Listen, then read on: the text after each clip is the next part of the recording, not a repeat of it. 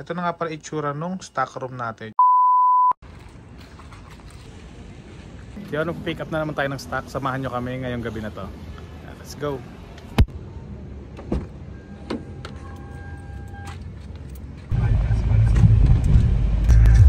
At yan, welcome back. Pupunta na naman tayo sa shop at kukuha tayo ng mga restock. Hindi naman ganun karami yan, pero yan.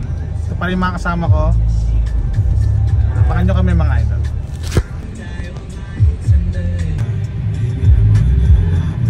Traffic!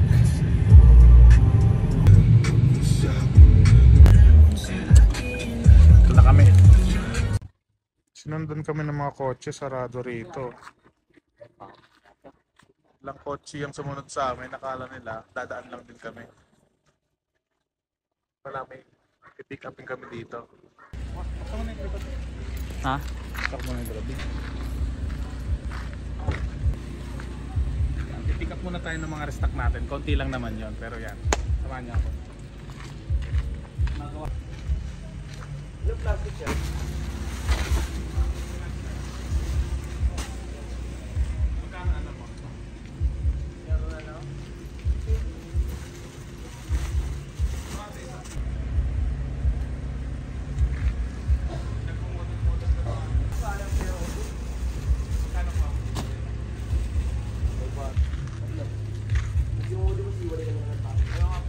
Tatlo pa pala yun, tatlo.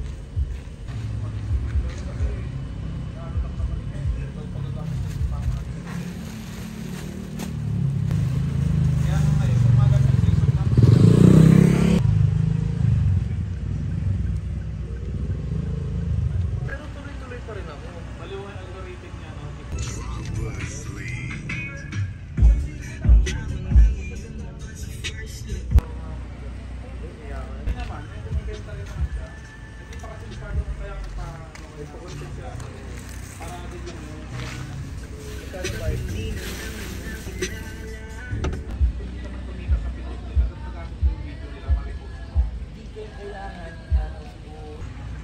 Hindi mo kakabon niya naman. Kasi yun, diba? Ito nga pala yung mga na-pick up natin ngayong gabi. Hindi siya ganun karami dahil restock nga lang pala lahat yan. Pero lahat yan iisang design lang ulit, no? Samahan nyo ako mamaya. Sikasuhin natin to. Go! Kaya dapat habang bata kayo, mag-start na kayo mag-business.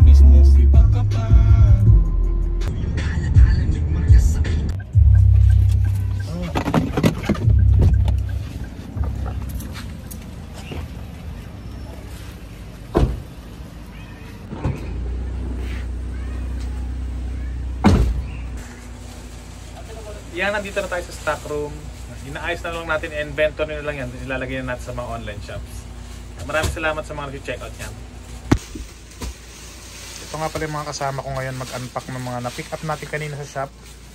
Yan, inventory na lang na mabilis yan. Lalagyan ng sticker. Then ilalagay na natin sa shelves. Then rekta na yan. Ito yung mga hoodie natin available.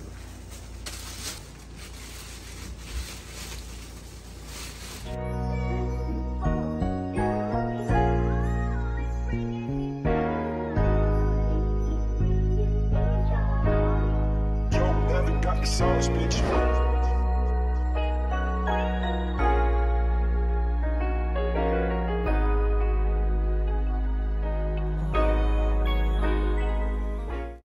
At yan, kakatapos lang namin mag-inventory.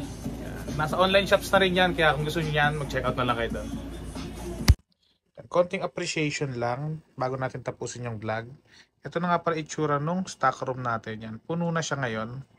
Nakakatuwa lang mga idol dahil dati swerte na ako kapag nakakapag-restock ako kahit tag 30 pieces lang. Pero ngayon makikita nyo naman punong-puno na yung stock room natin. Meron pa tayo dun sa may loob. At maraming salamat nga pala sa tumapos ng mini vlog natin. At bago ko tapusin itong video na to, gusto ko lang sabihin sa inyo na kung ano mang ginagawa nyo ngayon ay tuloy-tuloy nyo lang yan.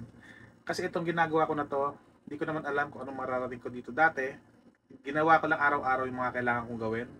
Then, ito na siya ngayon. Hindi pa ito yung final na destination natin, no? Hindi pa ito yung gusto ko nating marating, pero kahit papano may improvement tayo nakikita. Yan. Puno na naman yung mga shelves natin. Meron pa tayo dun sa may labas.